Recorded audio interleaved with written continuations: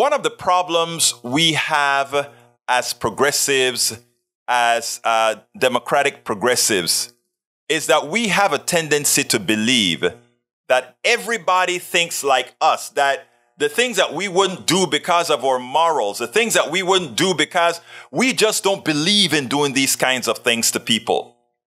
That's the way the MAGA mentality should work as well. Yes, it's the way it should work. But does it? No. And I want to play you this piece. Welcome aboard, Dan Engelstand.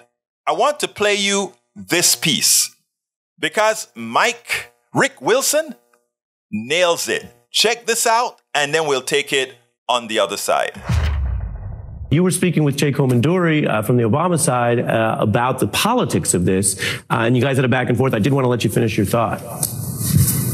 Look, I mean, Jay's just wrong. I'm sorry. I like the guy, but he's just wrong on this. He does not understand the MAGA base or the Republican base in this party.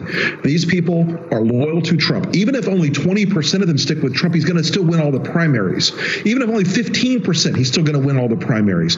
The other candidates in the race yesterday showed there is no proposition for them to actually run. They are all saying, we'll defend Trump even though he's engaged in obvious criminality. They're all saying that they're going to defend Trump. And look, all this stuff about Stormy Daniels and Trump's affairs and everything else, that's been baked in the cake for 7 years.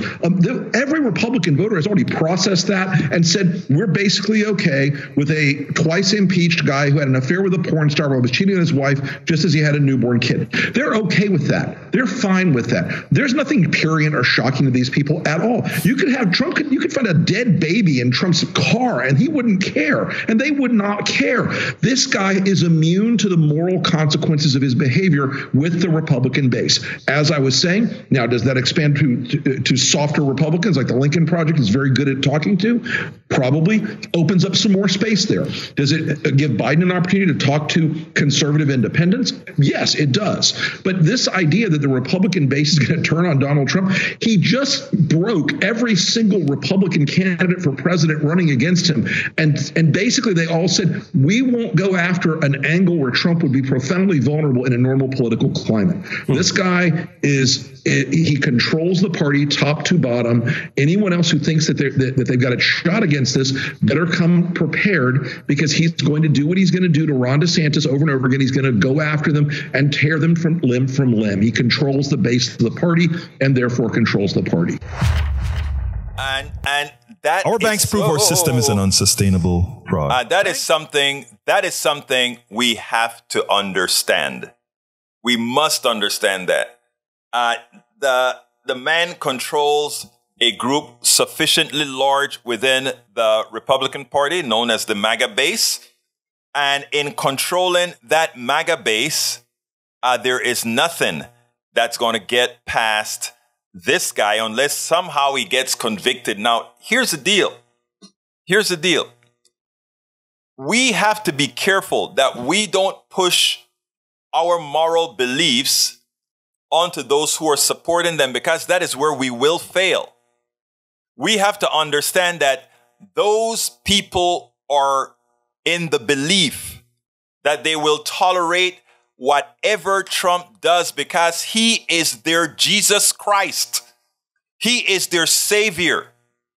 He is the one that will ensure that those others, whether they be Latino, whether they be black, whether they be women starting to assert their authority, whether it is they are gays, whether they be indigenous, how dare they mess with the natural order of who America was intended to be? No to that change. And Donald Trump is willing to say it out loud. And we want somebody who's going to fight for us. And we will be right there behind them. Unfortunately, they do not occupy the majority of the country, but they occupy enough because of something called an electoral college and something called gerrymandering. So therefore, it is incumbent upon us all to do the marginal conversion, the marginal convincing of those on the edge, specifically in those areas where we can make a difference. so that we would make, or so that we will make the Electoral College and gerrymandering for all practical purposes moot. We spend a lot of time deconstructing the news, trying to parse it into a form that everybody can understand. We try to find those little nitpicks where it flies above the fray, etc.